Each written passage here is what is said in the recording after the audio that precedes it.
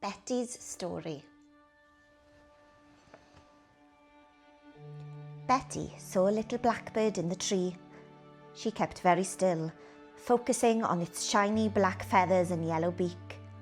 It stirred suddenly and flew away, leaving her alone with her thoughts. Gran had died. Mum said it was a very sad time. Dad said that there would be a funeral to say goodbye to Gran, and Grandad said that Beti could help lay the flowers. Beti understood all of this. She was old enough to understand that when someone died, you wouldn't see them again.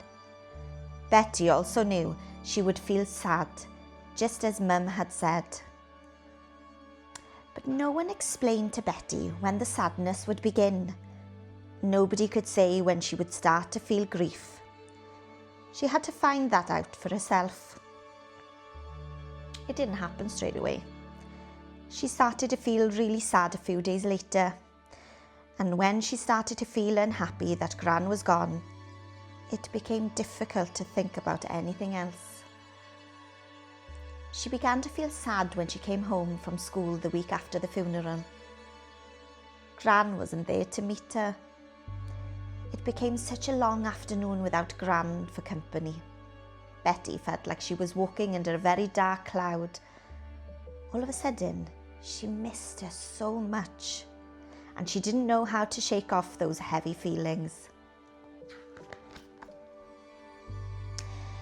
She decided to look for Dad to see if he could help. He would be out on the farmyard feeding the cows. She wanted to know if he felt the same. She wanted to know if he felt unhappy just like her. "What's wrong, Beti?" he asked softly. He saw that she was much quieter than usual. "Why aren't you feeling sad?" she asked. Her eyes were wide and confused. "I feel sad, but you don't look sad at all." "Oh, I am sad," he replied. Beti studied him closely. She looked puzzled. He explained that he was really sad inside, and even though he missed Gran, he still had to feed the animals. He still had to carry on. The sheep and cows had to be fed, or they would be hungry.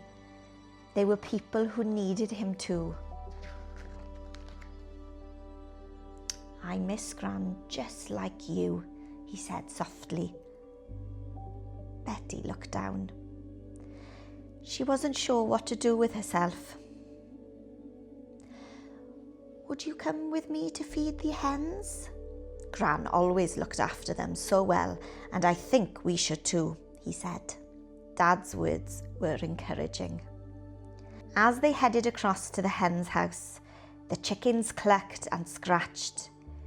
They looked hungry, Beti thought. She threw away a few grains and watched as the hens pecked at them.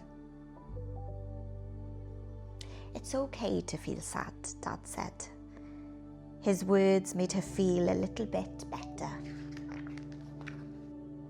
Next, Beti went to find Mum. She was in the kitchen. Mum looked very busy. She was far too busy to notice Beti, who was just feeling very cross. Beti's words tumbled out. She said, "I feel angry, Mum. Why aren't you angry?" Beti felt a knot in her tummy. Her angry feelings grew and grew, and she just wanted to shout and cry. She didn't know how to cope with that knot. Mum gave her a kiss, and that helped a bit. "I can see that you're very cross, Beti. It's okay to be angry," said Mum in a soothing voice. "You must miss Gran very much because she isn't with us now. I understand why you would feel cross about that." Beti sighed and she looked at the flour and butter on the kitchen worktop. Gran always used to make Welsh cakes. She wasn't here to make Welsh cakes now. "Beti, you will feel sad because Gran has died. You might feel frustrated or angry. those feelings may never go away. It might take some time to cope, said Mum. She put her warm arms around Beti. Would you help me to make Welsh cakes? I would like you to learn, she said. After a while, you will understand that it's okay to feel happy when you remember Gran. I know it's difficult at the moment, but Gran wouldn't want you to be sad. Mum's words made her feel a little bit better. She went to find Grandad. She knew he would be in the garden. He was often busy weeding or watering his vegetables. He seemed to do that a lot. Hello, Beti, love. Have you come to help? He asked. Grandad sounded just the same as usual, but she felt so different now that Gran wasn't here anymore. Beti just couldn't understand. I feel lonely, Grandad. Don't you feel lonely too? She asked. Grandad smiled a sad smile. Sometimes I am really lonely, Beti, he said. She noticed that he was feeling just like her. She gave him a big hug. Even grown-ups need a hug sometimes, she thought. When you feel lonely, Beti, you just come down to the garden with me and you can keep me company. I feel lonely now and then, but I will always remember Gran and I will miss her so very much. Grandad's words comforted Beti. She felt glad that she could visit him in the garden. It was good to have something to do. Grandad said, I have something important I would like your help with. I would like to plant this tree to remember Gran. I think she would like that. What do you say? Beti smiled. She was pleased to help Grandad. Beti and Grandad found the perfect spot for Gran's tree. Beti picked up the spade. It was too big and heavy for her to manage on her own, but with Grandad's help, she set about the task.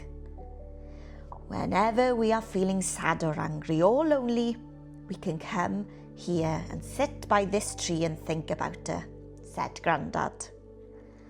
Beti thought it would be a lovely place to sit in the sunshine. Maybe she could help Grandad with the vegetables and flowers too. The tree started to grow.